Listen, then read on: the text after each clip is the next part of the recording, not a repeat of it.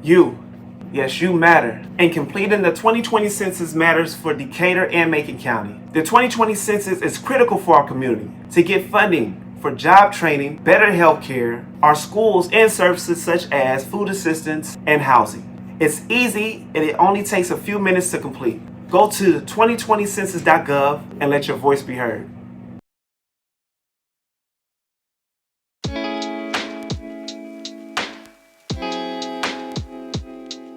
Welcome to Speak Up, Speak Out, a weekly online forum to discuss issues facing our community and working towards ways to enact real change. I'm your moderator, Terrence Tat Taylor, the double T with the A in the middle, radio personality, DJ on Hot 105.5, and an essential skills instructor with the Enrich program at Richland Community College. Topics weekly on Speak Up, Speak Out will include everything from community action, mental health, family communication, and much, much more. You can catch Speak Up, Speak Out every Saturday on hot1055.com or on the Hot 105.5 Facebook page, nowdecatur.com, and Now Decatur Facebook page as well. I want to take a second, of course, to thank those that made this forum possible for us. Crossing Healthcare, shout out to you. The Community Foundation of Macon County, United Way of Decatur and Mid-Illinois, Newhoff Media, and of course, the great city of Decatur.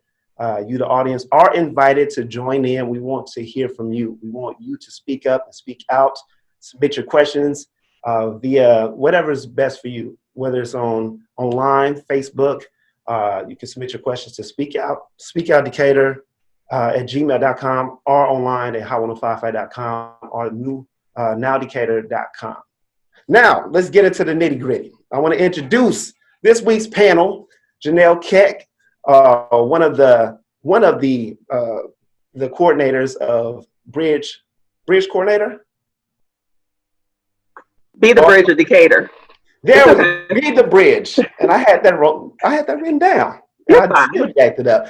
Janelle Keck, Be the Bridge Coordinator, and Janelle's daughter Jamie. Got my main man, the one and only Rev, as we like to call him. Reverend Courtney Carson, who is the Executive Director of External Affairs at Richland Community College and a member of the DPS 61 Board of Education. I see my main man doing big things. Charmaine Robertson, Behavioral Health Supervisor for Crossing Healthcare. All right. Today's topic is we're going to be checking in with one another, where we are today, how we are communicating to our children, and where are they and where are we right now. So let's kick it off. Rev, talk to me. My brother, how are you? Oh, fantastic, terrific, and great all day long. Bang, bang, bang. I know that's right. Hello, panel, man. I think that this is a phenomenal platform. I'm truly appreciated to be present here on today. I think that where we are today is we're in a phenomenal place as it relates to just coming off this pandemic. And there's been significant tension, and so everybody's mind has seemingly been arrested, but there has been a kind of unity that's been practiced in the world and in different communities across the country. There's a significant cry out for individuals to come together and to acknowledge that lives are important, in particular Black lives are extremely important. And the fact that individuals on their own platforms are giving back to what's significant for the human existence is just profound. Howard Buffett giving to a community, the Southside community that has been largely impoverished.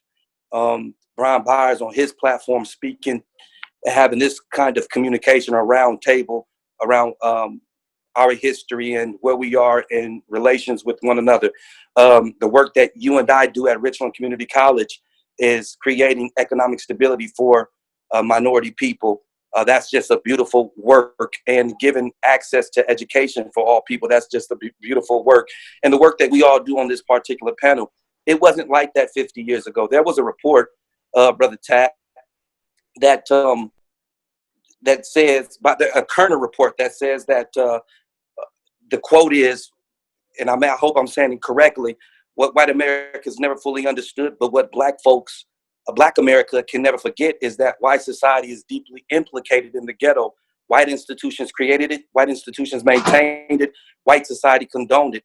And that commission report, that was in 1968. So 52 years later, we are all coming together saying, listen, Black lives matter, because if there's, Dr. King said it best, justice anywhere or injustice anywhere is a threat to justice everywhere. So individuals on their platform is speaking up, saying right now that we must do things better, we must do things differently, and we must make the world a better place. And so on my platform, I'm looking at how if Black lives typically matter, then we need to put Black lives to work. There was in 2016, typical white family was making $171,000, nearly 10 times greater than the typical Black family at $17,000. There's a problem with that picture. When you look at the Wall Street level, there's individuals, it's 153 operating committee seats among the top 10 banks. 3 of them belong to Black businesses. There's an issue with that. I'm not asking that we ask for handouts, but I'm asking that African Americans spend their monies wisely. If we spent $1 trillion in America, but not spend our $1 trillion with each other, then that's our issue. Yeah. We need to come together, spend money with one another. And there's a different kind of conversation that needs to be held as well as it relates to how we're supporting one another. The reason why my children believe that Debo's Fish is the best fish in Decatur, because I go to Debo's Fish and spend money exactly in Debo's Chicken. There's a lot of white folks in the city of Decatur that think Debo's Chicken is better than Kentucky Fried Chicken. Yeah. So that's white individuals spending their money with a Black-owned business. Yes. But sometimes the Black problem is that we would rather hate on a Black-owned business and say, oh, that chicken ain't good, oh, that fish ain't good. So that kind of deters other individuals from wanting to spend money with Debo's Fish. Mm-hmm. So we got to have a different kind of conversation. What I love about my sister, Janelle, is that she has her baby involved in this conversation, because it's challenging her intellectual ability and capabilities and to think creatively when she starts speaking with her peers. And I think that's a beautiful situation. I just said to my peers that we have to change our way of educating our young people, because right now our young people have easy access to information in the palm of their hands. And so they're challenging our teachers, and the teachers' old way of teaching, it has to change. So, how many of us believe by hands that Christopher Columbus discovered America? Right? But we have teachers still teaching that.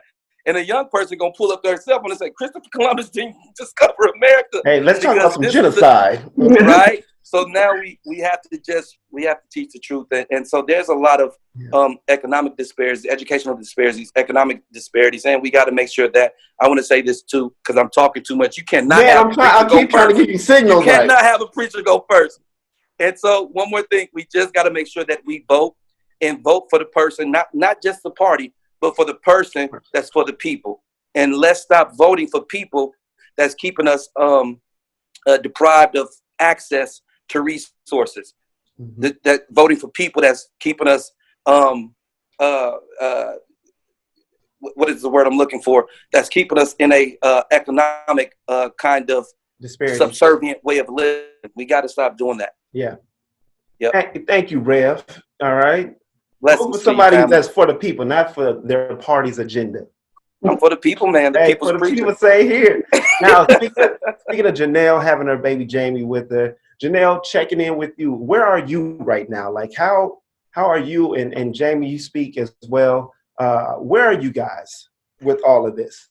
Yeah, so that's a really good question, Tad. I love how Reverend Carson kind of introduced the approach that he has.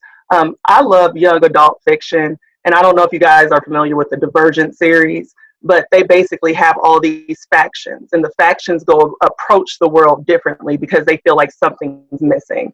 And so I'm very much a part of the erudite faction, because I believe that if people knew better, they would do better. So the way that we've been approaching this time is we're part of a book club. We're sharing materials online. We're going to the marches. We are educating ourselves, and we're educating our peers, and we're educating our friends, and we're our family. And really, in terms of how we're doing personally, what we teach her and what we teach our other kids is, just because somebody comes to you with a conversation doesn't mean that you have to engage it. Everything that engages you, you don't have to engage it. So at this critical time in the world, my entry point into a discussion is, have you done the work? I'm going to send you books. I'm going to send you articles. I'm going to send you materials, because I'm no longer discussing whether or not racism exists. I'm no longer discussing whether or not Black people are disadvantaged in the society. I'm discussing solutions to the problem. So if we're still back on that, then we're really not talking. So we brought her along to marches. She's she doesn't have anything to lose yet, so she's on Facebook fighting the good fight. And so she's very much so her mama, just hasn't gotten tamed yet. So, I don't know, Jamie, how are you doing with this one?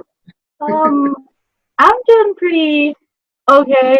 I've been seeing a lot of ignorance on Facebook, and I just speak out against that because it's annoying. And I try to educate people instead of like being like, oh, you're being stupid. So I try to tell them like, oh, this is like not this isn't the way that people should have to live. Like, we shouldn't have to be worried to go outside and like do random daily tasks. It's just not fair. Yeah, so that's really been our approach. We've been learning and learning and learning and sharing and sharing and sharing with the hopes that everyone will kind of increase their knowledge. On the religious front, we do have the Be the Bridge in Decatur, and that's all about racial reconciliation in the church, because the church has been a part of a lot of hurt, especially if you're a Black person trying to enter a white space.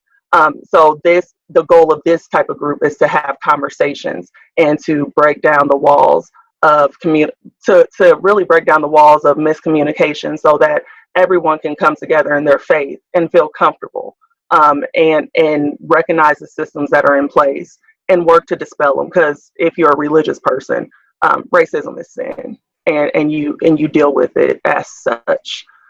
So yeah, we're doing okay, really protecting our energy and learning over here. So hey, that's what I love to hear. And like you said, throughout history, the most segregated time of the week is on Sunday. You know, Black church, white church. Jamie, when your friends ask you what you did over the summer, I've been fighting injustice and racism. Okay, that's what I'm talking about. Charmaine, how are you with all of this and using your platform? Yes. Thank you so much, and thanks for having me. I love that Janelle and Jamie and Reverend Courtney Carson, as a social worker and a therapist too, besides being a human and everything else, absolutely. It's about advocacy. It's about standing up for marginalized populations, even if you are part of the marginalized population. And I love what you said about it's about doing your work.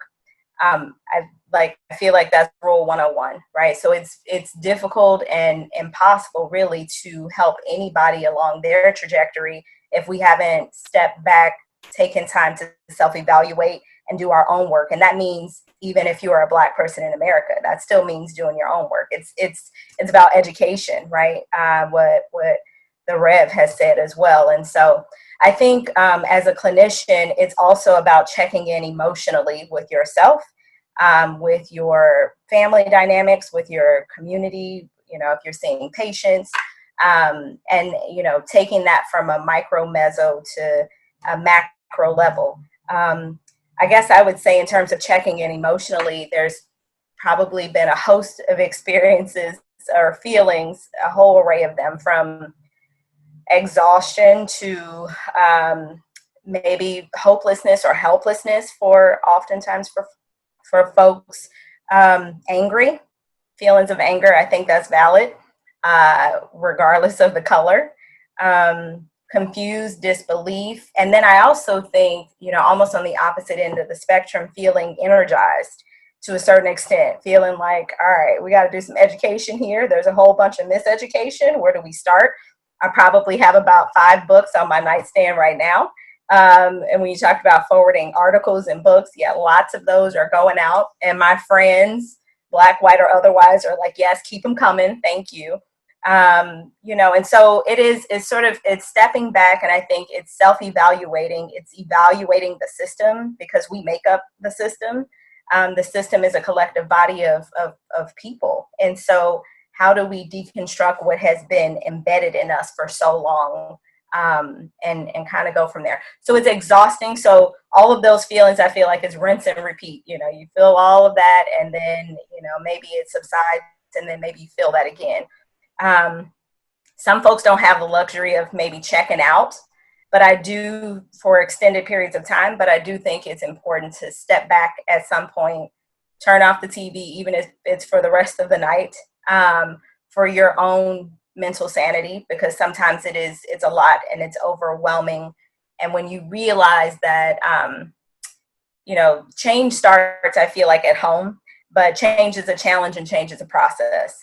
And so it's balancing how much, you can do, and being okay with that. That is awesome. One thing that you definitely, self-care is the best care, point blank, period. You want to take care of yourself and your loved ones. Now, with checking your own temperature, how do and I'll go back to Courtney. No, I'll start with you, Charmaine. How do you work with having those difficult conversations regarding race, regardless of race? Because I know for me personally, I've been bombarded with my white family, friends, allies, and colleagues about what to do next, educating them. And for me, like you said, I felt all those feelings, but I do feel energized to give them those informations, because now they want to know, So how are you having those difficult conversations, like with your peers? Are they like asking you? How are you going about that? And this question for everyone. Yeah, one of my favorite authors is Brene Brown. Love her. I think the world should know Brene, not just because she's a social worker, but that matters.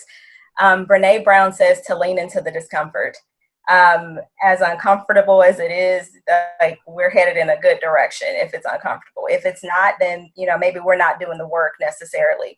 She has some really phenomenal podcasts with Dr. Ibram Kendi, really on being anti-racist, that it's not enough and it almost doesn't exist to say that you're non-racist.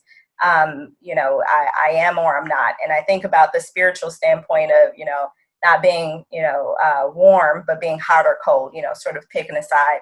I think that it's important to have the hard conversations. I've had conversations with my friends who just so happily are white about maybe some discomfort that they feel about saying the wrong things. So, like, what if I'm trying to have a conversation and I say the wrong thing? And I think inevitably you will. Mm-hmm. Like, you will say the quote unquote wrong thing. And that is okay. Right. And that is okay. We don't all get it right. I think in working with folks with disabilities, I can say that I must have said the wrong thing at some point, or was ignorant to something, meaning just simply a lack of knowledge. And so I think the question is less about should we talk about it, and more about let's talk about what the it is. Let's talk about racial injustice. Let's talk about civil unrest and racial unrest. Let's talk about discrimination. Let's talk about equity and what that even means. Having those conversations, I think, is important. And then, of course, I think after all of those things, after we process, after we keep doing the work, because that's ongoing, we put together some real action plans as to how do we make systemic change. Sorry, go ahead. Yeah, Janelle, I want to hear from you and Jamie and Courtney.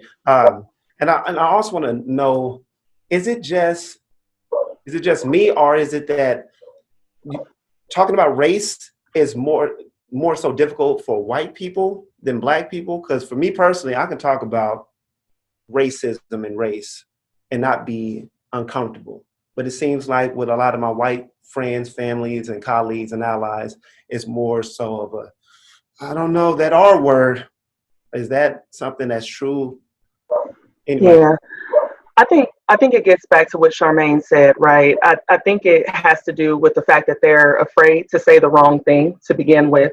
And then the lack of knowledge, right? The ignorance around the subject. So racism is generally seen as this I'm overtly being mean to this person because of their skin color, but it's more communal and systematic. We can change every heart of every racist in the United States, and we will still have a systematic racism problem.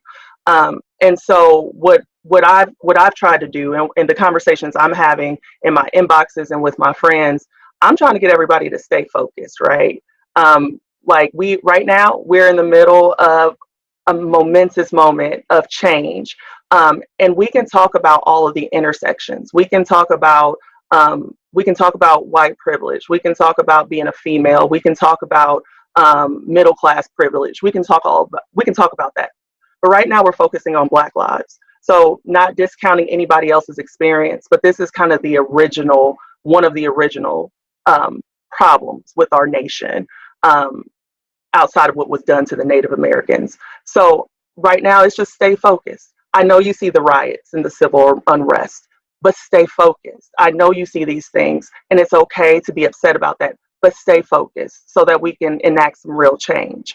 And so that's the conversations I'm having, and making space for them to be comfortable with coming to me and not coming to me knowing everything. But again, what I said in the beginning, I've shut down a lot of conversations, because if you're going to send me a Candace Owens video, for example, of one person that represents a minority of a minority of a minority of the community, when there are PhDs and there's books and there's research, I'm not entertaining that. I have nothing to talk to you about that, because you're not serious, right? You want to argue. I'm not arguing. This is my life. It's sacred to me. So that's kind of the I've been walking a balance. I will talk to you all day long if I feel like your heart's in the right place and you want to learn. But if this is just an exercise in the what about, I'm not playing that game anymore. We don't have time. I think we all can agree. We're not debating racism. No. Racism is racism, and you're not going to debate me on that. Rev, talk to me. As a Black man who has been targeted by the Ku Klux Klan as a young person, and targeted by a white supremacist by the name of Matt Hale, who actually tried to kill a judge. He called me out by name. That was very terrifying. And who have experienced systematic racism. My response, one, it is a sensitive conversation and subject for some people. My response, in the words of Reverend Jesse Jackson, red, yellow, brown, black, and white, we are all precious in God's sight, because everybody is somebody. My goal and my target, and I believe that I'll be there one day, is in heaven. And just like Sister Janelle and her husband, Sister Janelle, just like myself, if I die today, I don't think I'll wake up in the black section of heaven, nor will my wife or your husband will wake up in the white section of heaven. Heaven is made for the believers. And Terrence Tack, I'm going to tie in that conversation about church being the most segregated day in the country. If there's no white section or black section in heaven, then I have an issue with there being a white church and a black church on earth. If it's our desire to be on earth as it is in heaven. So we have a lot of work to do in bridging that particular gap that Janelle is a part of. She's actually doing it. And we have to utilize our tongues to love on everybody, because that's what our scriptures tell us to do. And sometimes it's hard.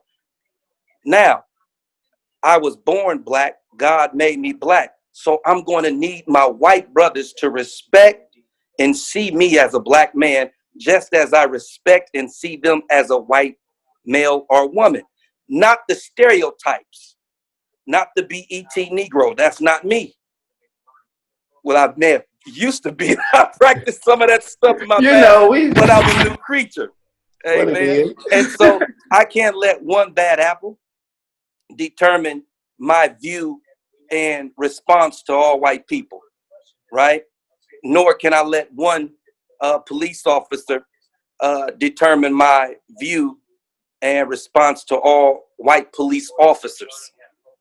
So I think that we must practice love on the platforms that God has allowed us to stand on. Concerning our white brothers and sisters, we have to. It's extremely important. Or if we don't, we're perpetuating the very thing that we're fighting against. Absolutely. In a real sense. If we don't, and it is a lot of white folks don't. We all share different kind of language. I have a friend who uses our Ebonic colloquialisms. So I always say, you didn't say that right. Right? So, but now, sometimes when our white brothers and sisters use certain kind of language that we use, it's considered a trigger for us. Charmaine, you know what I'm talking about. And so now there's a conflict, there's friction, there's fighting, there's, you know, and so we have to be cognizant of that and be sensitive to know that some didn't mean well, but some use that language in a very derogatory way, and they know what they're saying. They know how it will trigger, and they actually want that fight. But it's up to us to, we're bigger than that. We're gonna fight it the right way if that's the call. We have a friend that has never in her life experienced an African American person, period. She came down, she lived with us, and the lady wanted to touch my skin. I was like, babe, get your friend, because she tried to touch my skin. But that was her first time ever interacting or seeing in the physical form a black person. She came to the gym with us. Where she from, Americans are lazy, right? She said, oh my gosh, you guys work out? Yeah, we work out. She said, we thought you guys were lazy. I'm like, no, we ain't lazy, baby. We work out. We play basketball. We eat good. We keep it sexy Matter of flexy fact, over we here. work out so we can eat. But so I was sensitive to understanding that, oh, this is her first time ever experiencing an African-American male, right? And I didn't take offense to the reason why she wanted to touch my hand and touch my forehead and feel on my waves, you know. But most definitely. So that's what we're experiencing. And this is a question for everybody. How do we go about? Do you feel like it is? Because I've seen some people online that were saying it's not my job to educate white folks or white people about our history. I don't believe that. But I've seen comments made of, I guess, individuals just being exhausted by having the conversation. It's our job to educate white folks, just as it's our job to educate our children about our history. We are always one generation away from slavery, so we must remember that. Facts. I mean, let's be clear about this thought right here.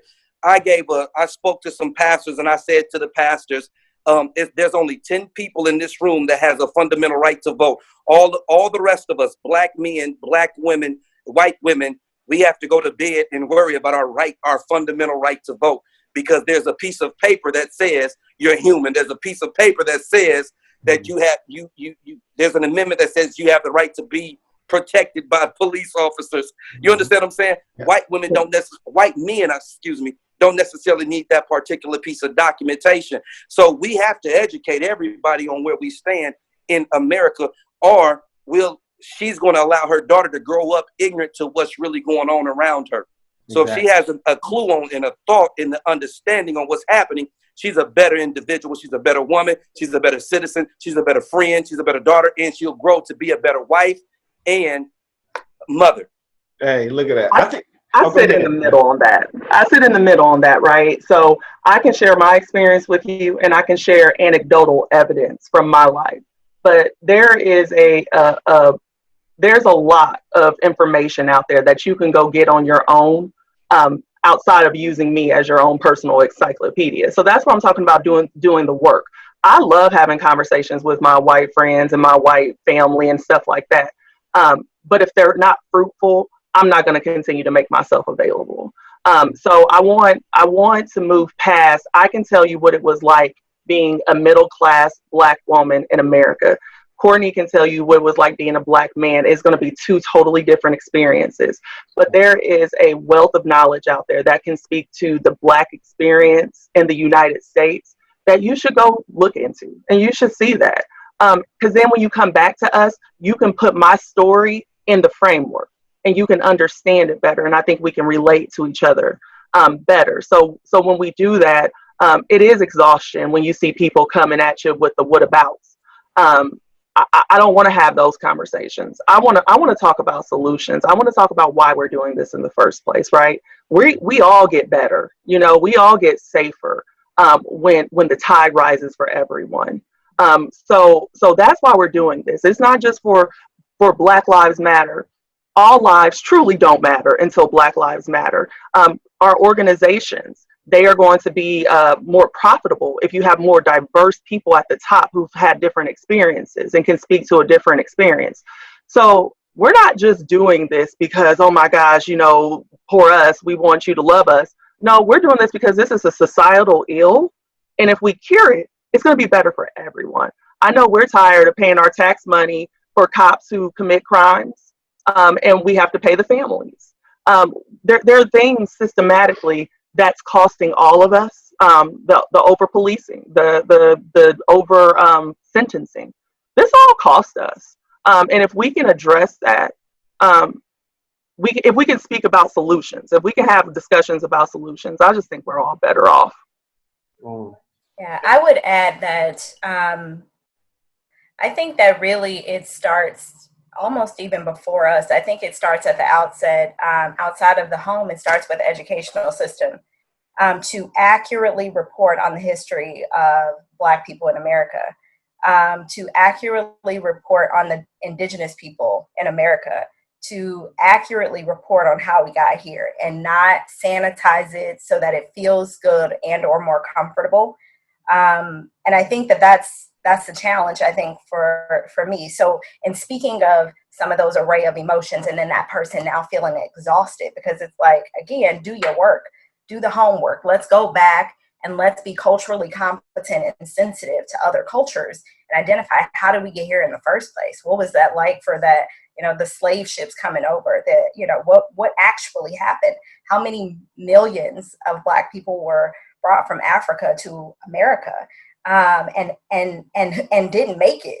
How many of them died on the ships, which we will never have accurate numbers, exact numbers. But I think it starts then. It starts with not, I think sometimes it's very easy for people to go, kind of try to round the edges and blame, and if we were talking about the Me Too movement, we would say to a certain extent, this would be victim blaming, and shaming when we say, but, oh, there were slaves elsewhere and, and it's a lot of ignorance. So I think it starts with people want to help people that help themselves. So if you let's want, I think what Janelle was talking about, to have the intellectual conversations, to be open to being uncomfortable, let's roll up our sleeves and do the work. But I think it does start there. The other thing I wanted to say from earlier is, I think Janelle talked about some of the distractions, and I really love that because I think the conversation went there, right? So as opposed to focusing on unjust killings, like a substantial amount of Black men, unarmed Black men and women in America by police officers or what have you, the conversation shifts to, oh, what about Black on Black crime? Or the conversation shifts to, oh, what about looting? Or the conversation shifts elsewhere, right? And it's called a deflection. And I think it's really important to own a couple of things. There's several thoughts I have, but one of the things is, talk about it. I'm very intentional about, let's focus on what we're talking about and let's not deflect on other things. It's not a blender where we're mixing the flour, the sugar, the salt, the water. Let's separate it. Let's not bake the cake yet. So let's separate all the ingredients. Let's identify what this issue is. Folks who were peacefully protesting, that's very different. That's a very different mission than those who are looting. And I would strongly argue that we need to examine, for those who are looting, poverty in America. because you will, like, we're not going to be out. I would probably bet that no one on this call is going to be out, still in, the newest shoes from Nike, right? Because that's not the focus. But I think systemically we have to look at what's going on with poverty in this area, right? When we look at statistics, for an example of what we identify to be Black on Black crime, but then we look at a 10% difference, 2016 FBI statistics related to, a 90% correlation of Black on Black crime, 80% correlation on white crime, but we don't call it that. So until there's equality in this sense, where we're saying the same thing about both groups, then we can't call it that. We have to own it for what it is. Do we have these conversations? I'm from the city of Chicago, lived in Bronzeville before I moved to Decatur. There were community activists on the street saying gang violence needs to stop. They connected with the churches in the area. And I think oftentimes the argument goes, which I don't disagree with, that, we don't always see when police officers are doing phenomenal things. And I agree with that. One of my best friends is a police officer in Chicago. She's an Italian woman, and she is phenomenal. But I think in addition to that, we see that with other groups as well. We don't always see when the community activists are out, in the community saying, put down the guns, this is not okay. What can we do to come together? Think about this, that you're destroying your communities with your grandmother and your aunt living here. But one doesn't cancel out the other. And so I guess that's what I'm trying to say. I want the conversation, like, let's focus on what the conversation is and not mix them all in a blender like they're the same thing. It's really controlling the narrative, right? So there's a narrative that's been created around Black on Black crime that hasn't been created about white on white crime. And so we have all these different narratives out here, and we have to protect it. And we have to be very clear on what we want, what we're doing. And sometimes that just gets foggy with all the different voices that are speaking up, because again, not everyone's done their work. So even within our own race, you'll hear things like, yeah, we're going to burn it down or something. And I'm like, whoa. Like, not everybody wants to do that. I hear you, but that's not my approach. And that's not what everybody wants to do. So it's really just refocusing everybody and moving us all in the same direction so we can get something done. I'm excited that it looks like we might be on the cusp of a big civil rights movement again. So it's wonderful to be a part of. It's phenomenal. I agree with both of you beautiful sisters. And you all put it so eloquently. Ted, I have no response to that. Oh, but I the education piece and the doing the work piece is it works hand in hand. We do that every day with our Enrich project. We have to educate, and then we're a part of the solution. And being a part of the solution, we have to educate the minds of not just young people. These are grown folks in our class as well. I'm reminded, my sister was talking about the looting piece.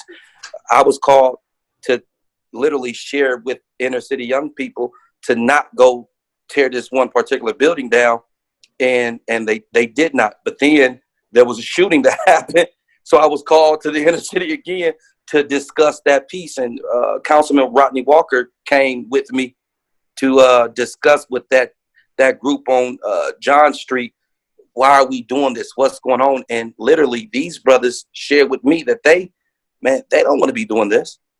They want to go to work, Provide for the Yo, literally cried to me and said, man, I'm tired of this life. I want to go to work. So that was my opportunity to recruit for the Enrich program, and then call the other side and say, hey, man, stop what you're doing, doc, and this brother's going to get with us so that we can put him in a training. That opportunity is extended to you as well, as long as you two can behave yourselves within this particular or this space. And then you all can go y'all separate ways, get a job. But in that particular training, we have to refocus the mindset, eliminate all that, or detox the trauma that's associated to the brain aspect. And Charmaine, look at you. I know you're proud of that. This your language. Look at that. And so that's what we do, being a part of the solution. but we must tap into the way this mischief and this toxic way of thinking and how we see one another as young Black men who's on the cusp of trying to and without regard for life, or they're on a death march in a real sense, and willingly waging warfare against each other without concern for love, life, and or death. Almost. People are just trying to survive. And those brothers said, Rev, we just want to go to work, man. I don't want to be doing this. Of course. And thank you guys for what you're saying, because what you're saying is don't be distracted of what it is that they're doing, why it is that they're doing this. Why are you seeing this outrage and anger and the protest that's going on? It's more. Then we can, it's more than. Then we can truly eliminate the issue. Yeah, it's more than look at what they're doing, but why is it that they're doing it? Like, let's get down to the meat and potatoes of everything. Now, before we get to the last question, once again, this is for everyone that's viewing. We want you to speak up and speak out. Submit your questions to speakoutdecatur@gmail.com, or on our Facebook page, on our personal Facebook pages as well, on the hot1055.com or nowdecatur.com. This is for everyone to speak up and speak out loudly. Now, one of the main questions, and this goes for everyone, that was submitted to me personally, was identifying some small measurable goals and large goals to make progress as individually, among our family group, in our workplace environment, and in our communities, in our state, and as a nation. So basically everything. So I want you guys to let us know what are some of the things that you're personally doing to contribute, what it is that you're doing amongst your family, in your workplace, because everything that we're doing matters. It all adds up. So just talk about what you're doing and what's next, because people are like, all right, we protest. All right, now what should we do next? Right. I think just to start there, on an individual or smaller basis, individually and in your family setting, I think it's almost holding the space for the emotions that arise and not minimizing them, not taking away the value for the space. And so, like, for an example, talking about the feelings of anger, like, what we know is anger is a secondary emotion, right? There's underlying a whole host of other feelings that are probably going on there. But those feelings of anger, they're valid, and they're valid to that person, and not minimizing that.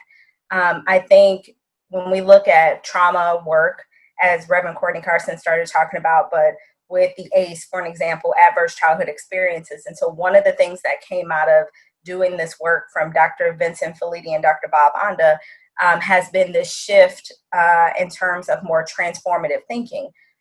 So changing the narrative from what is wrong with you to what has happened to you. That's very much so applicable here too.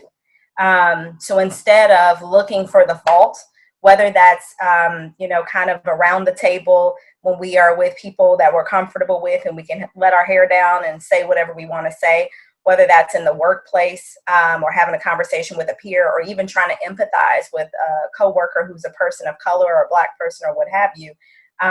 If I'm really seeking to understand, then I want to ask what has happened and what is it that I'm missing. I think it's also really important to have the conversation about legislative change and reform. I think, a lot of the conversation goes back to officer training, and I do believe that there's a lot of value in that. I've had a really awesome opportunity to teach out at the Law Enforcement Training Academy last semester and this semester, related to mental health and policing the mentally ill and disabilities. And while it hasn't necessarily been about racism, certainly that comes up because that's evident. So I think training is really important. But one of the things that I saw collectively among the recruits and cadets and command staff was that they wanted this information. Help us to understand, right? There was a desire to want to do better. But I also think it's addressing implicit biases, right? Because I can have all the training in the world, but my experiences is what I bring to the table. And I think it's important to, again, not water that down, but to have the really challenging and difficult conversations about what is it that I bring to the table? Why am I more likely to be fearful of you than you. I read an article and a prosecutor said something about a woman who was killed by the police. Like, what were you afraid of her blonde hair and pink t-shirt? It was kind of like, why are you afraid of this person? But then that brings race into it. So it is okay to be afraid of this group of people, but not this person. And I think addressing that head on is really important. And then now let's work to make change, as well as do we introduce more non-lethal weapons in police departments? What might that look like? How can do we change the narrative from stopping the threat, where if that is the goal, then maybe it's done in a non-lethal manner? What are our options and how can we start? So I think I've talked a lot about what I've been doing, but one of the main things has been reading, educating myself, sharing resources with others. We actually have a Be the Bridge cohort starting in July. It's a small group of 12 people that we will be walking through that curriculum over the next 3 or 4 months. And then I visited Black Lives Matter meetings, not protests and rallies, but their actual meetings to kind of get a framework for how they approach community problems. And so a lot of it is really identifying what's going on in your community specifically and what you need. So in Bloomington, one of their biggest priorities was to get a bail bond fund so that people aren't sitting in jail, losing their jobs, losing their resources. So I've started doing the work of looking at our city and determining what is it that's needed.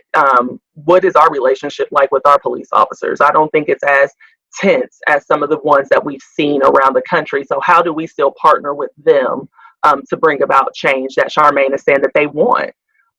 So it's a lot of first, before we jump to the solution set, it's kind of understanding what's going on and helping others and building up our allies. I'm trying to get as many allies as we possibly can, because this isn't a sprint. It's going to be a marathon. So we're going to get tired and we're going to need to tag people in. And so I'm just looking for those people that we can tag in at this point. Look at you. Oh, I loved all of that. Go ahead. Hey, man, I like that. This is not a sprint. This is a marathon. I'm Tag pass you you in. a baton. You take off running and pass it to somebody Have somebody else. to run.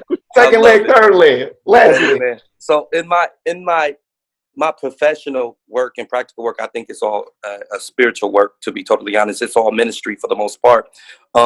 In the professional work, we create programs that eliminate some of the barriers for our people. For the most part, we have a minority mentor protege program that allows an individual to come in if he wants to be a business owner. We give him the steps, show him the steps, help him out, give him the resources to become that. And we've just made another business on for the city of Decatur. And then we have training such as the highway construction training or the industrial skills training or the CDL training that allows we pay individuals $10 an hour to go through these trainings. They leave these particular trainings with 6 recognized certifications and all of the endorsements that allow them to become more employable. But the most important work that I do and that we should all do in practice, and I know that we do, is I'm a father, right?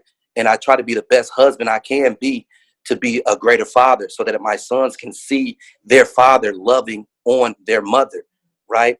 One of my grave mistakes in the past was I did a lot of mentoring, but because I felt like my son, my 18-year-old, had his father, I didn't necessarily have to practice those things with him. And I saw him start to slip away. So I stopped mentoring and really focused on my son. Because although he had me in the house, he has his mom in the house, he was still left with his own thoughts.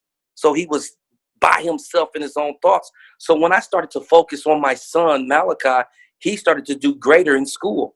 He started to become a different young man. He dates Tat's daughter. I know, man.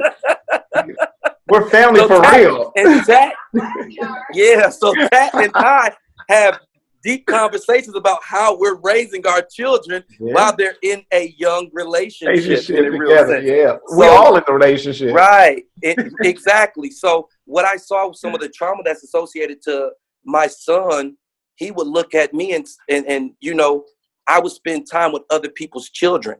And he's like, yo, Dad, what's up? So he and I have a date just for one another. And that's my 18-year-old. And my 8-year-old, I have a date just for he and I. Then I have a date just for my 5-year-old as well. And so then we all start playing together. And that's been working in my family. Malachi graduated, and none of us thought it would. But he did it because I had to be a father to my, and if all of us are fathers and mothers, then I really believe that the world would be a better place. So that's one of the reasons why I have a heart for those who are experiencing the powerful pressures of poverty, because they don't have our family dynamic in a real sense. There's a baby, Janelle, and you know this, that's the same age as your daughter, but she won't ever get this experience, you know? And so I typically look at that as it relates to education. How do we get those babies the proper education that they need? Because it's tough for my family, right? And my family, our children every day go to a retired teacher to be babysat and to exercise their education. But there's families that don't have that. And so how do we fix this thing? But I just believe down deep in my heart, if we could be who we are called to be in our house, if we could take care of that responsibility first, then everything else will work itself out. The problem is we're not doing that first part. I can be a rock star at home. I'm going to say this and then I'm done. I can be the best preacher in the church. I can be the most successful at work. I can be the most respected in the community. But if I'm not taking care of my home first, then everything else is just vanity, and I'm failing, and I'm on my way to hell. Hey, look at that. That's the last words. Those are the last words right there. Love you, man. Right. Is there anything else you guys want to wrap up with? Because we're wrapping up now. Anything you want to say before we peace up out of here? No, I'm just excited that we're having these conversations as a community, and I just want to encourage everyone to be brave right now. Be really brave. Be brave in your conversations. Be brave in your relationships. Black folks, particularly, I've been showing myself more to my white peers, and we know the risks with that. Yeah. But go ahead and do it and be brave, so that they can see what we've been talking about. They can hear our stories. Yeah. So go ahead and just everyone be brave right now. I love that. Be brave for sure. Well, thank you, Charmaine, Janelle, Jamie, Rev, Courtney, C. Appreciate love you, man. Guys. And we'll be talking more on the next edition. This has been Speak Up, Speak Out. Once again, I thank you guys for being here with me. Remember, you can catch Speak Up and Speak Out every Saturday at noon on hot1055.com or on the Hot 105.5 Facebook page, nowdecatur.com, and the Now Decatur Facebook page as well. But you can also join in our conversation at any time by emailing or messaging us on Facebook. Thoughts, topics to speakoutdecatur@gmail.com. Message us on our Facebook pages as well. Thank you again to our sponsors, Crossing Healthcare, the Community Foundation of Macon County, United Way of Decatur and Mid-Illinois, Newhoff Media, and of course, our great city of Decatur. Last thing before we go, please speak up and be counted. The census is critical for our community to receive funding for everything from job training, better schools, better health care, and important services like food distribution and housing assistance. It takes 4 minutes to complete 9 easy questions, just 9 easy questions. Go to 2020census.gov and be heard today. It is very, very important. Thank you guys again. Speak up, speak out. Blessings and favor to you all.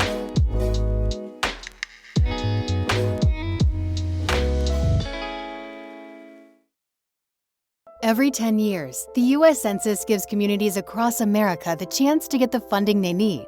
But there's a catch. The money is based on counting an accurate number of residents in each state. The fewer people we count, the less money Illinois gets. Illinois has received nearly $60 billion from the federal government based on numbers from the last census. Every person who doesn't fill out the census means less money for Illinois. That's money we could use for new school programs to help our children thrive and succeed, for building new bridges that would help you travel safely on your morning commute, for paving roads and ensuring more reliable public transportation, and for improving our hospitals and clinics so everyone gets the best health care.